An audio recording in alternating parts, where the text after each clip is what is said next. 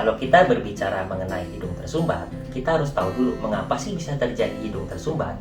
Hidung tersumbat terjadi karena produksi lendir yang meningkat pada saluran napas anak, di mana terjadi sebagai respon tubuh yang alami jika didapatkan adanya alergen atau patogen yang dianggap asing oleh tubuh kita, dalam hal ini tubuh anak. Bagaimana penanganannya? Sebetulnya untuk anak-anak, khususnya yang di bawah 1 tahun, kita tidak banyak memerlukan obat untuk menangani hidung tersumbat pada anak. Yang pertama, cukup berikan cairan atau hidrasi yang cukup sesuai usia. Yang kedua, oleskan balsam hangat di bagian dada atau punggung anak agar anak lebih nyaman.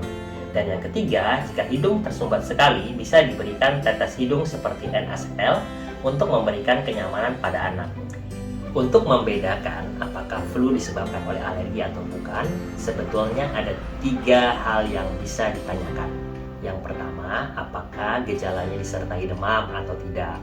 Yang kedua, apakah gejalanya dominan di siang hari dibandingkan pagi atau malam hari? Yang ketiga, apakah riak atau ingusnya kental atau berwarna?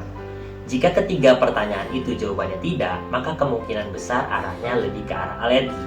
Tapi jika salah satu dari pertanyaan itu jawabannya iya, maka kemungkinannya ke arah infeksi. Sehingga cukup mudah kan? Jika memang nanti ragu atau memang butuh pemeriksaan lebih lanjut, silakan konsultasikan lebih lanjut ke dokter anak kesayangan Anda ya.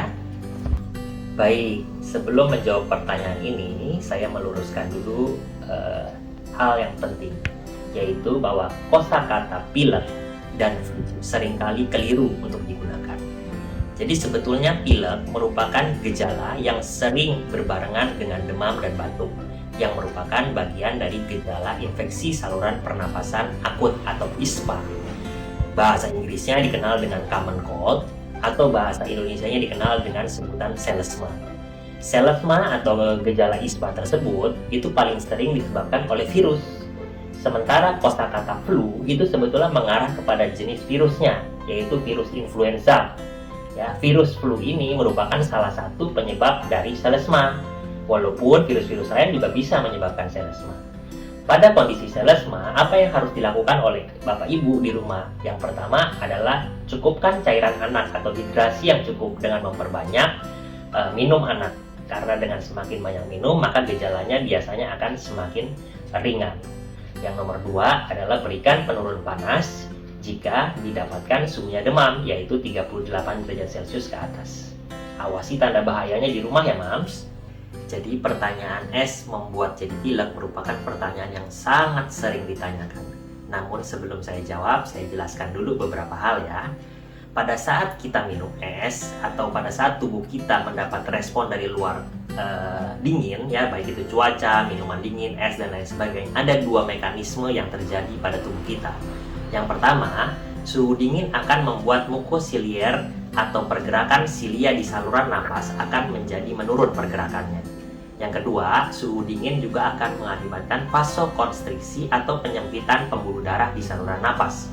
2 mekanisme tadi akan menurunkan sistem imun atau daya tahan tubuh khususnya di saluran napas, yang nantinya akan menyebabkan pilek atau sering dikenal dengan selesma.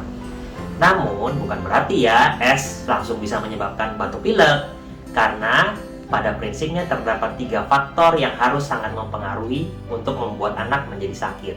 Yang pertama, faktor host atau daya tahan tubuh itu sendiri, di mana mekanismenya seperti tadi. Yang kedua adalah faktor lingkungan, misalnya ada debu atau asap dan sebagainya. Yang ketiga adalah faktor virulensi dari patogen. Sehingga kalau hanya satu seperti itu, tidak langsung serta-merta menjadi anak menjadi sakit.